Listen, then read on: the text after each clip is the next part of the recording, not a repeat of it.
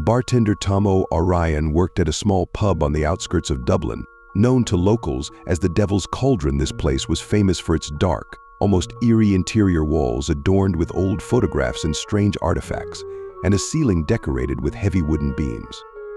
All this created an atmosphere that filled visitors with unease and, at the same time, drew them in. It was late at night, and Tom was about to close the bar when the last customer finally decided to leave. Just as he began wiping down the bar, a stranger approached him, tall, in a dark suit, with pale skin and piercing red eyes. "What can I get you?" Tom asked, feeling an inexplicable chill emanating from the man. "A glass of your finest whiskey, please," the man replied, his voice echoing like a reverberation in an empty room. Tom placed a glass in front of him and poured the whiskey. The man slowly raised the glass to his lips, never taking his eyes off Tom. "Do you know who I am?" the man asked. Tom nervously smiled. "I'm sorry, but I don't recognize you." "My name is Lucifer," the stranger replied. Tom shuddered but tried not to show his fear. He had heard many stories about this man but always thought they were just legends. "What brings you to our establishment?" Tom asked, trying to sound confident.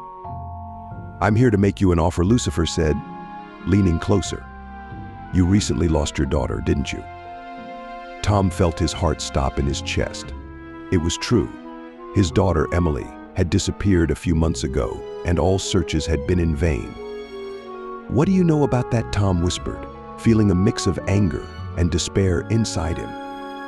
"I can bring her back to you," Lucifer replied, looking directly into Tom's eyes.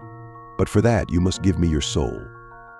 Tom stood there, unable to believe his ears. He was ready to do anything to get Emily back. But a deal with the devil? It seemed impossible. "Give me time to think," he said, trying to buy a few minutes to collect his thoughts. Lucifer smiled, of course, but remember, time is what you have the least of. Tom was left alone, contemplating the offer. He knew that a deal with the devil always came at a price, and this price was high. But the desire to see his daughter again overpowered all other thoughts. In the end, he made up his mind. "All right," he said when Lucifer returned. "I agree."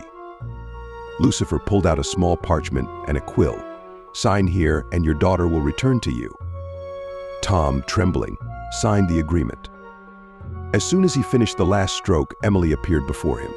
She was alive and well, but her eyes, there was something wrong with them. "Daddy," she said, hugging him.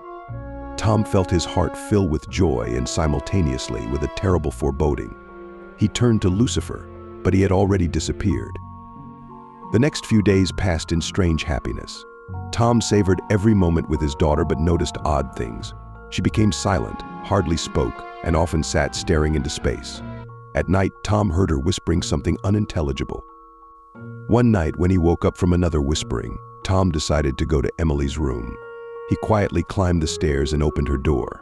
What he saw made him scream in horror. Emily sat on the floor, surrounded by a circle of black candles.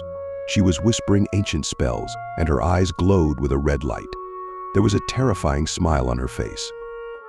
"Daddy, you brought me back, but now I serve him," she said, her voice changing, becoming deeper and more menacing. Tom realized that the deal was a trap. He got his daughter back, but not the one he knew and loved. Lucifer had taken her soul, leaving only a shell. With each passing day, Emily became more distant and incomprehensible. She spent nights performing mysterious rituals and was silent and indifferent during the day. Tom felt he was losing her again, this time forever. Desperately trying to find a way out, Tom decided to turn to the local priest, Father Finn. He told him about the deal with the devil and what had happened to Emily. Father Finn listened to him with deep sorrow on his face.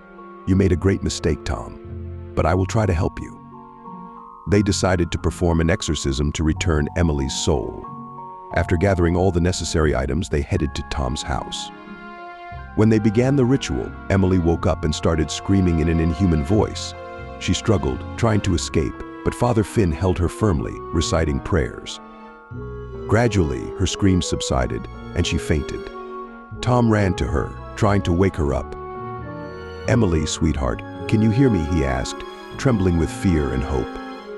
Emily opened her eyes. They were clear, with no trace of the red light. She looked at her father and began to cry. "Daddy, forgive me," she whispered, and Tom hugged her, feeling tears streaming down his cheeks. But the happiness was short-lived. Suddenly, the room filled with black smoke, and Lucifer appeared before them. "You broke our deal," Tommy said, his voice thundering. "Now, you will lose everything." With a terrifying scream, Lucifer grabbed Emily and vanished with her into the darkness. Tom was left on his knees, broken by grief.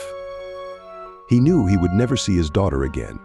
His soul was doomed to eternal torment, and his heart was shattered forever. And only then did he understand the true price of a deal with the devil.